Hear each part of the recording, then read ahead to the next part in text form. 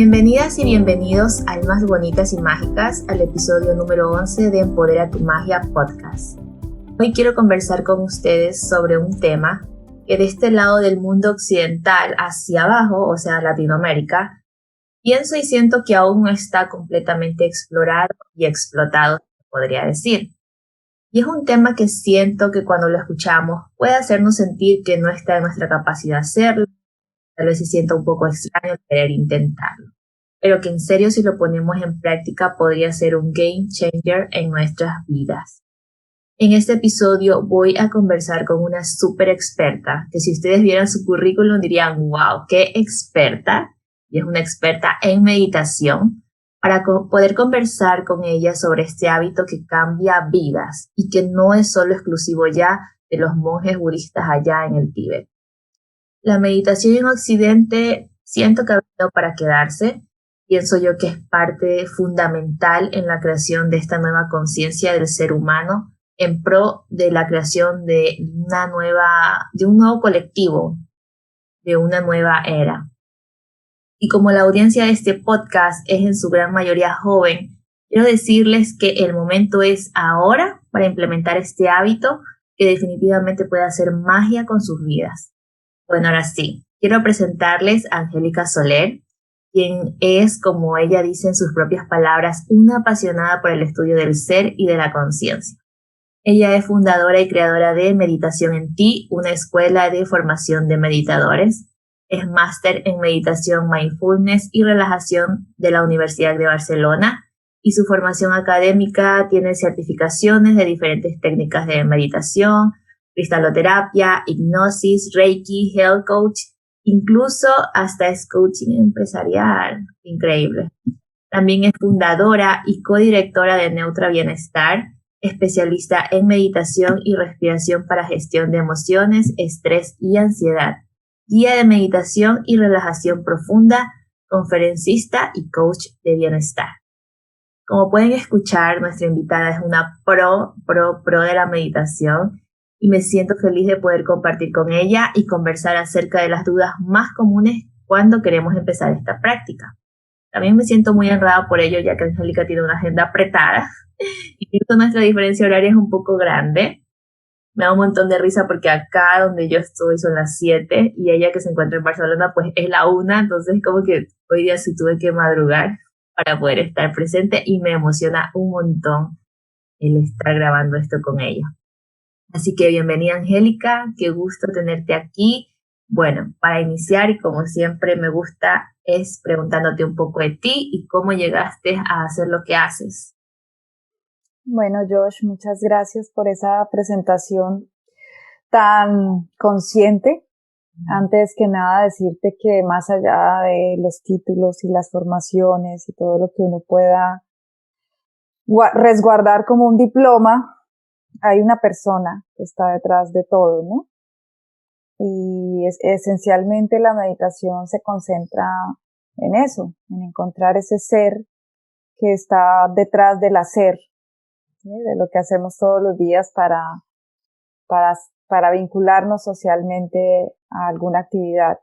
Entonces, hablando de eso, pues respondiendo a tu pregunta, yo llegué al mundo de la meditación por una crisis, como casi todas las personas en algún momento pueden llegar. Lo que les aconsejo a quienes escuchen esta grabación es que no se esperen a la crisis, que ojalá lo puedan aplicar de manera preventiva. Tenía una crisis en mi salud física, bastante severa, estaba pasando por un momento muy difícil y muchísimas enfermedades, o sea, era terrible. Convocado por un estrés laboral. Yo de profesión original soy arquitecta y tenía un estudio de arquitectura con el que había crecido bastante y un estrés laboral en el que trabajaba 18 horas diarias, no le abría paso ni a las relaciones familiares, ni a las relaciones sociales, ni al descanso, ni todo era trabajo, trabajo, trabajo.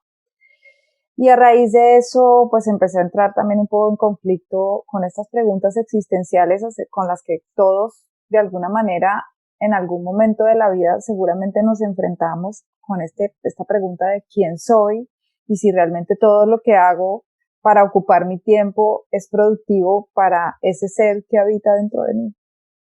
Y a través de la enfermedad empecé a explorar ese mundo interior y puedo decir que hoy en día, aunque todavía tengo algunas cosas por sanar, pues mi cuerpo se ha fortalecido en un 90% y por lo menos las patologías más graves desaparecieron. Yo no le atribuyo esto a la meditación solamente, porque obviamente hubo un cambio de hábitos total, pero sí es verdad que la meditación fue el eje de conciencia para estar totalmente atenta y despierta a lo que estaba sucediendo conmigo, para no volver a caer en estos patrones autodestructivos sin darme cuenta. Entonces, en ese tránsito empecé pues a meditar y a través de la meditación encontré la raíz y la base y la fuente emocional de muchas de mis enfermedades y empecé a darme cuenta pues que había un origen en el estrés que tenía, pero también había un origen en una condición que había sembrado desde mis creencias más profundas desde que era niña.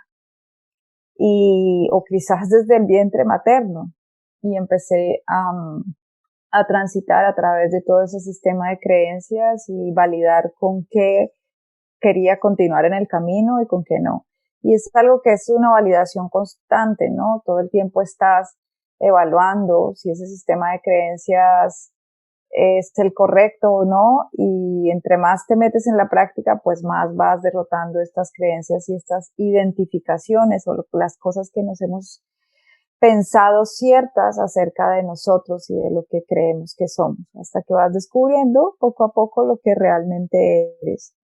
Entonces, pues básicamente esa es la historia a grandes rasgos de cómo llegué a la meditación. Ahí empecé ya luego a estudiar, me enamoré totalmente de la ciencia del yoga también. Yo entré por la ciencia del yoga, por la meditación yógica, y luego de ahí pues empecé a estudiar yoga, abrí un centro de yoga en Colombia, y el camino del yoga siempre me llevó hacia la meditación. Entonces empecé a compartir talleres, cursos de meditación, en un momento en el que en Latinoamérica hablar de meditación era como si hablaras de religión o de un dogma o de una creencia, y la gente no podía concebir que existiese algo llamado meditación desde una perspectiva más laica, no matriculada con ningún dogma. Y ahí pues con mucha perseverancia, porque en un principio había mucha resistencia de la misma sociedad colombiana a aceptar la ruta meditativa, pues empezó a consolidarse un grupo y una comunidad que fue creciendo y creciendo y creciendo,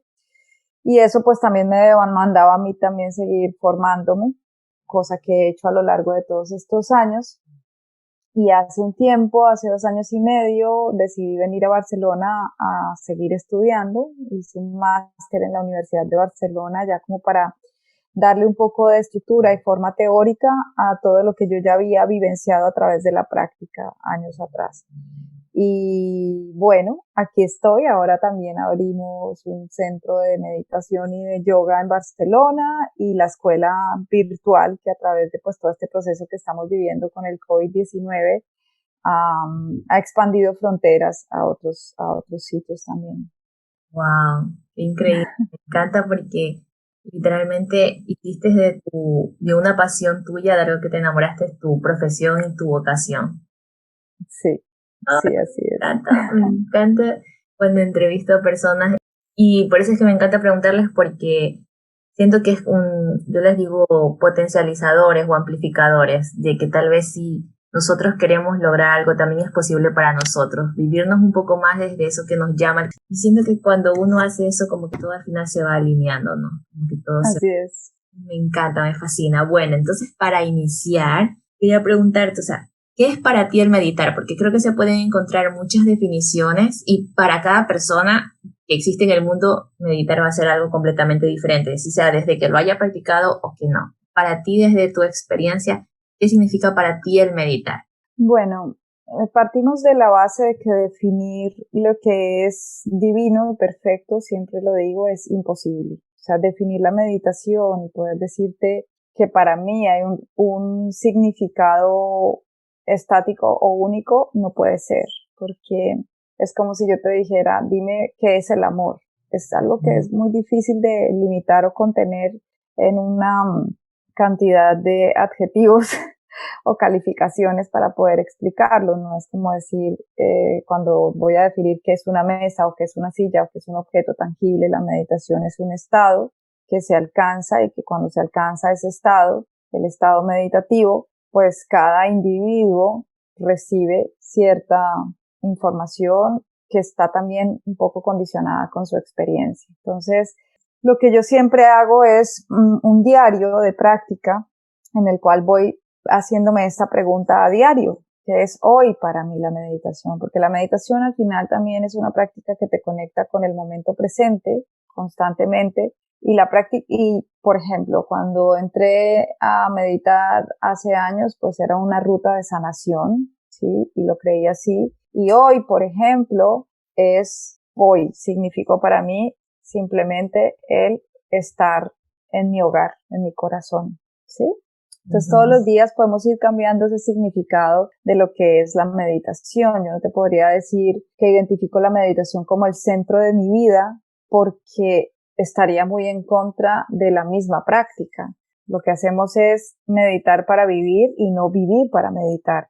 Entonces, la meditación en esencia es un estado que alcanzas y cuando alcanzas ese estado va a proveer el significado que necesitas en ese momento presente. Y te puedo decir que podemos hacer una meditación ahora y en media hora otra meditación y probablemente el significado para ti vaya cambiando de acuerdo a la experiencia que vas teniendo. Entonces, una invitación que les hago a quienes lo escuchen es que se sienten, hagan una práctica, realicen una práctica meditativa e inmediatamente después escriban qué significó para ustedes la meditación y cuál fue el propósito de eso, ¿no? Entonces, no te estoy respondiendo a la pregunta del todo, pero creo que sí. Sí, te comprendo, porque de verdad no, siento que es algo que para cada persona es diferente y es verdad, en cada meditación, o sea, puede tener una diferencia de 5 minutos y cada experiencia siento que será distinta. Incluso Así es. a uno mismo, a veces uno puede decir, wow, qué bonita meditación, o sea, estuve en paz y otras veces en la mente a veces como que estamos un poco intranquilos y siempre van a haber diferencias. Así es. Y sobre todo también que ponerle alguna etiqueta que la encaje en unos marcos, pues es posible. Lo que pasa es que esto es la tendencia que siempre tiene nuestro ego, ¿no? De etiquetarlo todo. De Entonces quererlo definir y poner una etiquetita. Exacto. Bueno, te quiero preguntar, porque yo personalmente pienso que tiene muchos beneficios para la salud, tanto física como mental. ¿Qué transformaciones has podido ver tú?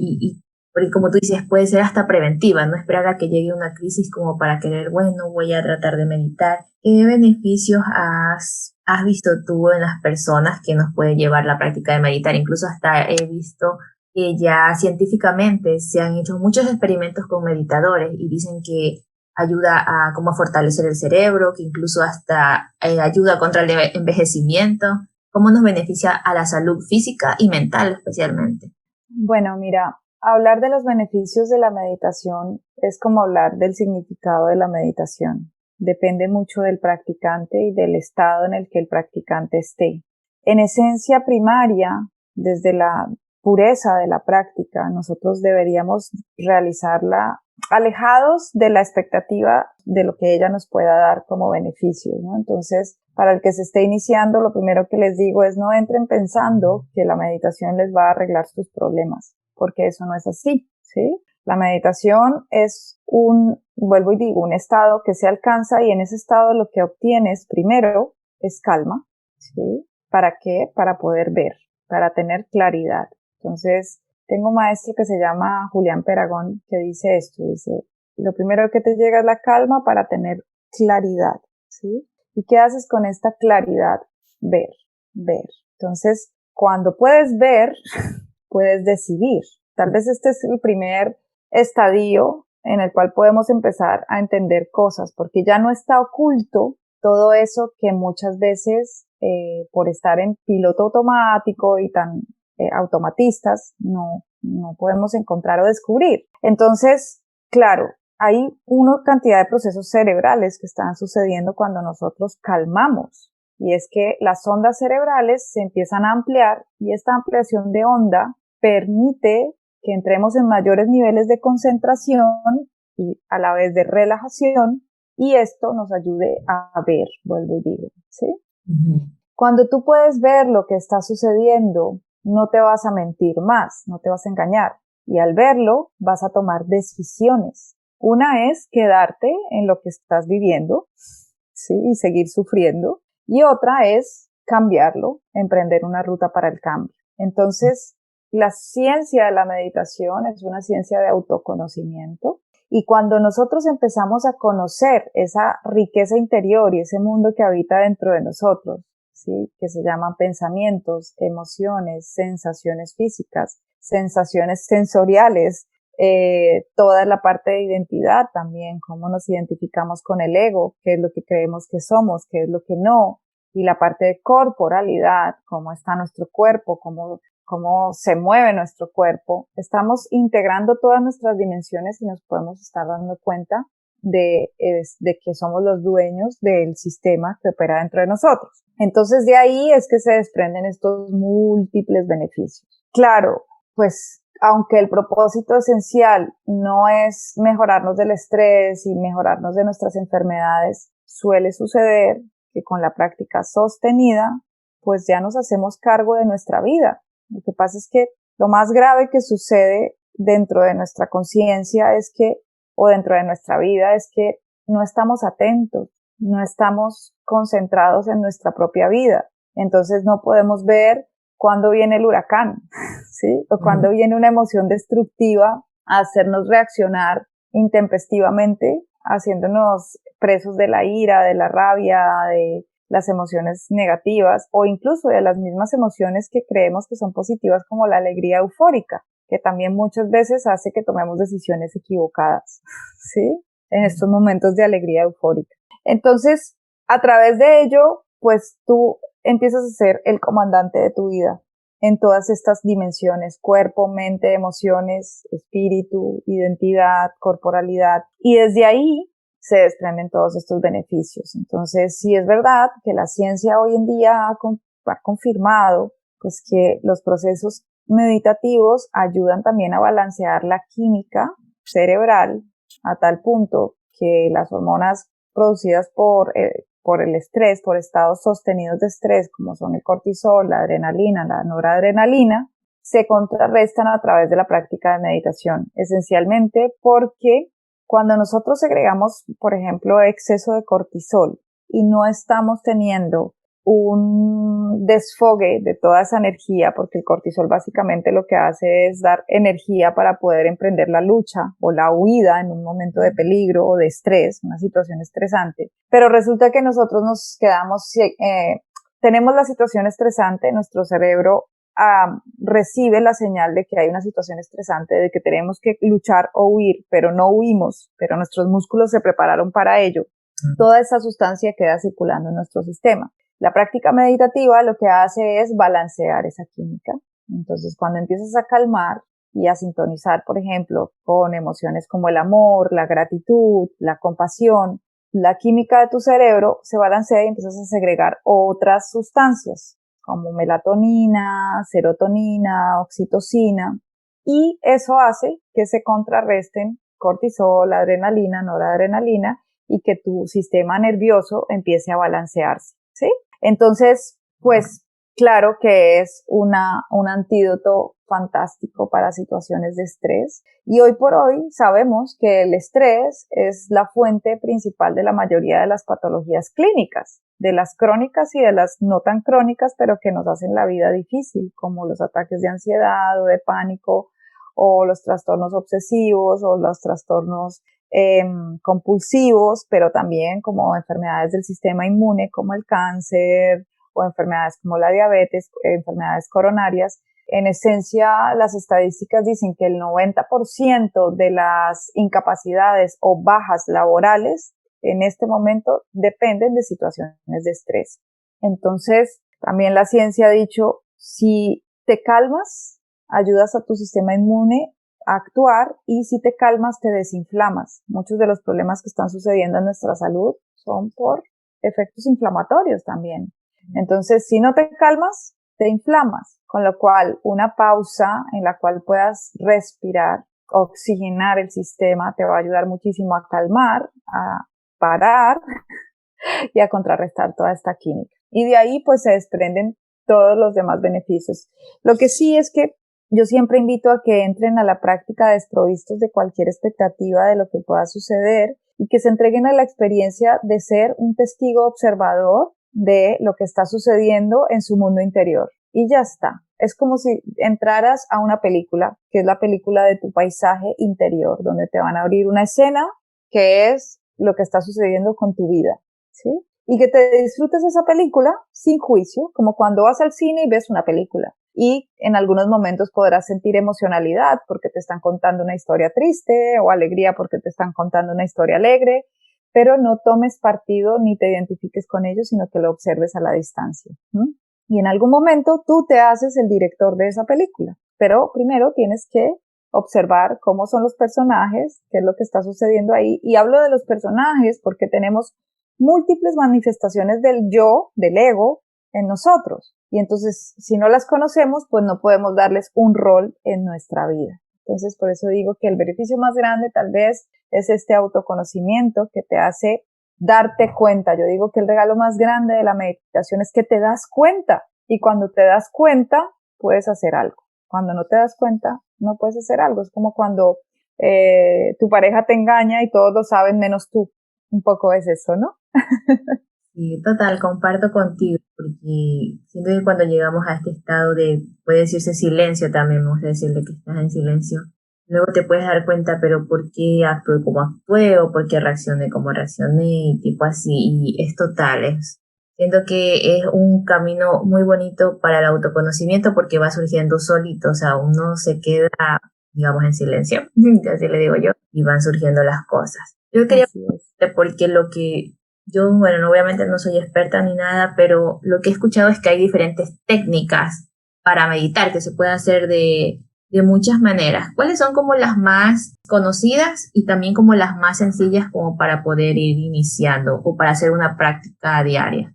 Mira, en esto es tan grande como yo creo que la mente humana y todo lo que se ha creado, ¿no? La base inicial de la práctica viene de la ciencia del yoga, efectivamente, y del Vedanta, en donde se trazó una ruta para alcanzar el estado meditativo. Entonces, de ahí, todas las técnicas que se han desarrollado hacen la misma ruta con variaciones creativas, por decirlo de alguna manera, ¿sí? Entonces, la ruta base es que tú puedas alcanzar primero. Puedes entrar por la respiración, en la ruta yógica es así, que es el pranayama, entras por la respiración y luego encuentras un objeto de concentración que te hace desidentificarte de los sentidos, porque para que alcancemos estado meditativo, los sentidos tienen que desaparecer de la ecuación como objetos de identificación, es decir, el estímulo viene a mis sentidos y yo ya no lo sigo como un perrito olfateando algo que le gusta, sino que lo veo pasar y lo dejo pasar, ¿sí?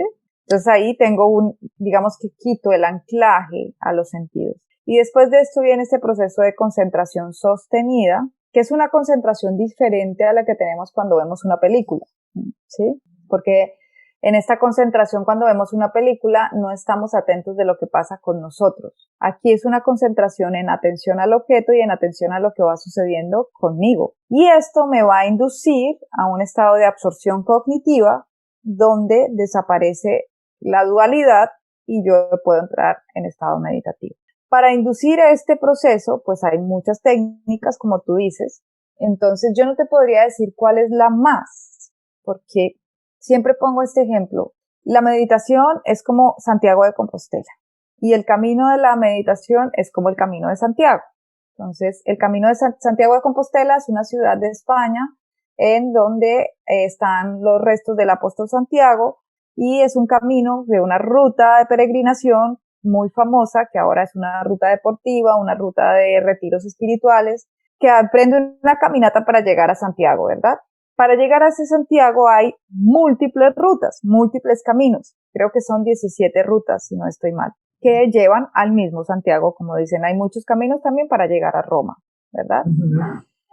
No es que uno sea mejor que el otro. Esto es importante tenerlo muy presente, porque todos conducen allá, ¿sí?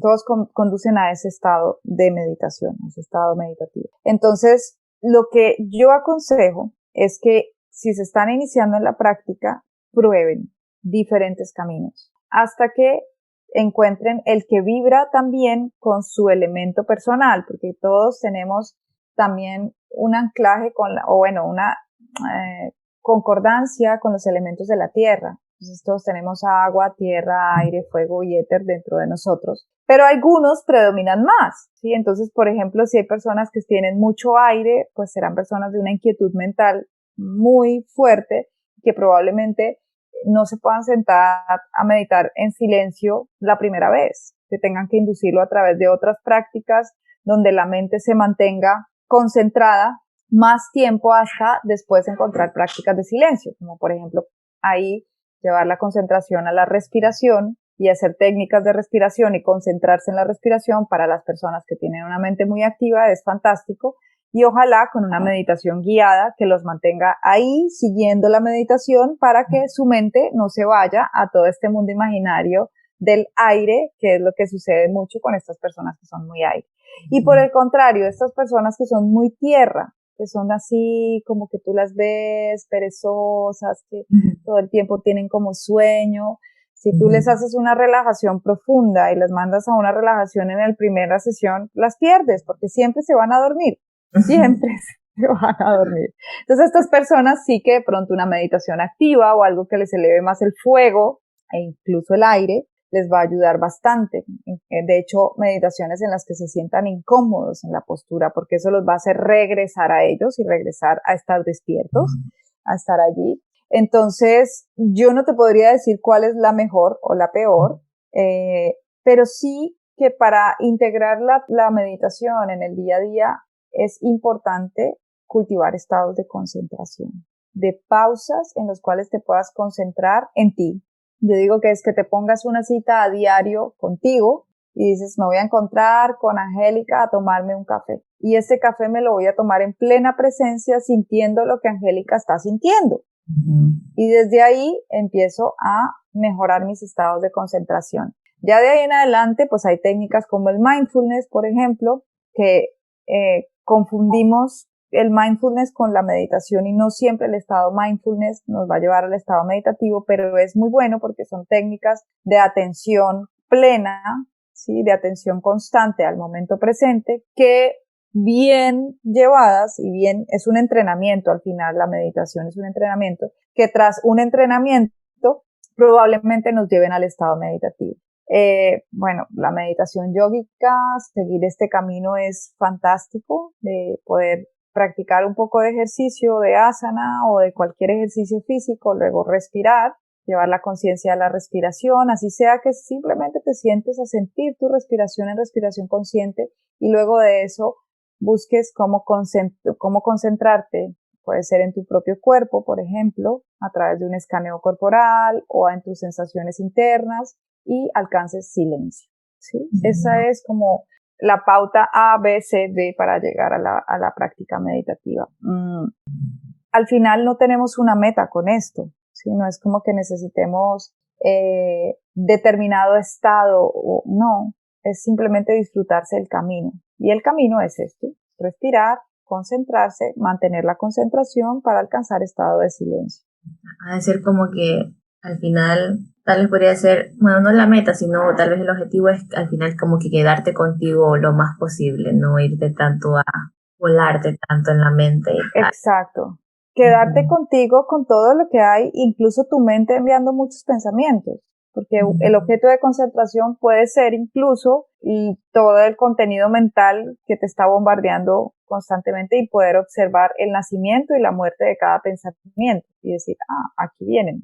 ¿Sí? Y ahí estás pasando tiempo contigo. Es como cuando te sientas con una amiga o un amigo y te pones a conversar y ves cómo él va dando palabras y palabras y palabras y estás en total atención. Pues igual acá, o sea, meditar no es dejar la mente en blanco, es todo lo contrario, es observar el contenido de la mente. Y observando el contenido de la mente te conoces cuáles son tus pensamientos que se repiten, cuáles de esos pensamientos que se repiten se manifiestan en tu vida como una realidad que a veces no quieres tener. Y vas viendo, y cuáles son esos patrones repetitivos reactivos, porque también como eres dentro de la práctica, eres usualmente fuera de la práctica. Entonces, si te incomoda la postura, ¿cómo reaccionas a ello? Si te incomoda la repetición de un ejercicio, por ejemplo, una secuencia de respiración, y empiezas a hacer resistencia, ¿cómo reaccionas ante ello? Porque usualmente como reaccionas ante ello es que tienes tus reacciones fuera de la práctica meditativa también. Y esto es muy bonito verlo. Wow. Y hablando de eso, porque muchas veces nos podemos frustrar porque mucha gente dice, he leído, no puedo dejar mi mente en blanco y como que se frustran. ¿Cuáles serían los errores más comunes que podemos no cometer, sino como que tal vez como juzgar y decir, no, la meditación no es para mí porque definitivamente no quiero dejar mi mente en blanco, pero me es imposible y tal? ¿Cuáles son esos errores más comunes? Pues el primer error más garrafal es la expectativa, es querer lograr un objetivo con la práctica. Así sea el objetivo de calmar, ya. O sea, a veces nos vamos a sentar en el zafu de meditación y vamos a terminar más agitados que como iniciamos. Y no pasa nada, ¿sí? Entonces, el primer error más grande es querer alcanzar algo con la práctica. Desechemos eso. Nos sentamos como cuando vamos nos hacen una invitación a un nuevo lugar que no conocemos y vamos abiertos a ver cómo es, ¿sí? Y haz de cuenta que mañana te vuelven a invitar a ese lugar, pero ese lugar va a estar vestido de otra manera o decorado de otra manera. Y te vuelves a sentar a ver cómo percibes ese mismo lugar decorado de una manera distinta. Entonces, clave que cada vez que te sientes a meditar lo hagas como si fuera la primera vez, la mente de principiante. 2, no se trata de poner la mente en blanco, ya lo había dicho, sino de observar el contenido de la mente y disfrutarse en ese observar el contenido de la mente, ¿no? Porque a veces pensamos que estando ahí, siendo esta conciencia testigo, tenemos que juzgarlo todo como bueno o malo, y no, es, mira este pensamiento que llega, como tal cual como cuando estás hablando con un amigo. El otro mito es creer que vas a ser más espiritual porque meditas. Eso no es real. El espíritu ya es dentro de nosotros. No puedes ser más algo que ya eres. Es decir, la mujer embarazada de 1 semana de embarazo o de 2 semanas de embarazo es igual de embarazada a la de 9 semanas de embarazo. Lo que pasa es que a las 9 semanas se le ve más, a los 9 meses se le ve ya la barriguita, y a las 2 semanas o a los 2 meses no se le ve tanto, pero están igualmente embarazadas. Este ejemplo lo uso para que entendamos que el espíritu ya está dentro de nosotros. Siempre ha estado, desde que nacimos, desde que encarnamos y hasta que morimos, él va a estar ahí. Lo único que hacemos con la práctica meditativa es reconocerlo y verlo, ver esa parte espiritual y ver también nuestra parte dual, nuestro ego, y reconocerlo y aceptar que los dos están confluyendo en mi experiencia totalmente. Otra cosa es pensar que otro de los mitos y de los errores es pensar que porque medito se me van a acabar los problemas o toda mi vida va a cambiar. No, los problemas siguen, la vida afuera sigue, todo sigue, ¿sí? Lo que sí puede cambiar es tu forma de verlos y percibirlos, porque vas a estar más atento y más presente, y seguramente más claro, porque va a haber más claridad, pero los problemas siguen ahí. Y pues ahí está. Otro mito es creer que porque medito no me tienen que dar rabia, miedo, ira o emociones negativas. Eso es mentira. Es que estamos viviendo una experiencia encarnada en un cuerpo. Entonces las emociones negativas hacen parte de esa experiencia, tanto como las positivas, ¿sí? Entonces ni para un lado ni para el otro. Es decir, ni es que tenga que ser el más feliz todo el tiempo y así con cara namaste, y tampoco que me dejé gobernar por mis emociones negativas o destructivas. Lo que sucede a través de la práctica de meditación es que yo puedo ver las emociones y entender que son transitorias y que van pasando a través de mi experiencia, pero ya está. Dejémonos de creer que es que porque meditas tienes que ser, cuerpo sagrado o estas cosas, porque no tiene nada que ver con ello. Lo que te da es una conciencia tal que puedes hacer una pausa antes de actuar. Eso sí es verdad. Y ahí es que tienes el poder de decisión para saber si te dejas llevar por tus emociones negativas o positivas o no. El otro mito es que meditar te hace estar más elevado y desconectado de la tierra. Falso. Es todo lo contrario. Tú sabes cuando alguien está en armonía con su ser, en el momento en que puede habitar y vivir en esta tierra y fluir como el agua, fluir tranquilamente. Entonces esto es que, no, es que este anda en las nubes y desconectado, pues muy mal, porque entonces está llevando su práctica hacia un lugar en el que no es. La práctica de meditación correcta nos ancla a la tierra y nos hace llenarnos de algo que se llama aceptación de lo que hay. Acepto lo que hay, sea lo que sea, placentero o displacentero, lo acepto con el corazón abierto, sabiendo que es transitorio, porque también nos lleva a un estado de entender con certeza absoluta que todo es pasajero. Y eso sí es un regalo muy grande de la meditación. Bueno, ahí te nombré varios, tengo más, pero... Me gusta full porque sí, todo lo que has dicho definitivamente siento que mucha gente lo ve, yo también lo he pensado. Incluso, bueno, yo no es que sea muy espiritual, pero de las cosas que comparto a veces es como que si yo digo, ay, es que he estado con ansiedad o es que me enojé, pero ¿por qué si tú tal y esto y nada que ver? Y la otra es esa que me gustó mucho que dijiste, que meditar nos lleva también a poder hacer lo que es, que muchas veces nos cuesta un montón, pero si hacemos o sea, día a día practicamos un poquito, así sea un par de minutos, creo que nos puede llevar a fluir de una mejor manera y a darnos cuenta cuando a veces estamos yéndonos mucho hacia una polaridad u otra, o sea, muy enojados o como tú dices, tal vez a veces muy alegres que no vemos lo que hacemos. Y para ir concluyendo con esta entrevista tan linda, muchas gracias. ¿Qué tips nos puedes dar o qué nos aconsejas, por ejemplo, para las personas que nunca han meditado y que tienen la curiosidad, tienen las ganas, pero que les da como un poco de miedito porque tal vez no se sientan capaces? ¿Cómo podría ser la manera más sencilla de ir iniciando e introduciéndonos en esto y hacerlo como un hábito al final? Yo siento que debería ser un hábito para todos. Yo siempre recomiendo que para iniciar encuentren un guía o una guía, que no sea necesariamente estas meditaciones gratuitas de YouTube, sino algo un poco más consistente para que puedan experimentar un camino para llegar a Santiago. De repente hacen hoy el camino francés y mañana hacen el portugués, ¿sí? Y no pasa nada. ¿Por qué? Porque encontrar esta guía les va a hacer ir seguros. O sea, sí es verdad que yo puedo llegar a camino a Santiago sin guía. Es decir, que el camino está señalizado y que tú puedes seguir las flechas e ir llegando. Y también es verdad que cuando lo haces con guía es fantástico, porque esa guía te va contando, ya conoce el camino, ya ha ido y ya ha regresado. Entonces, en la medida en que vamos teniendo dudas, esa guía también nos motiva a continuar en el camino.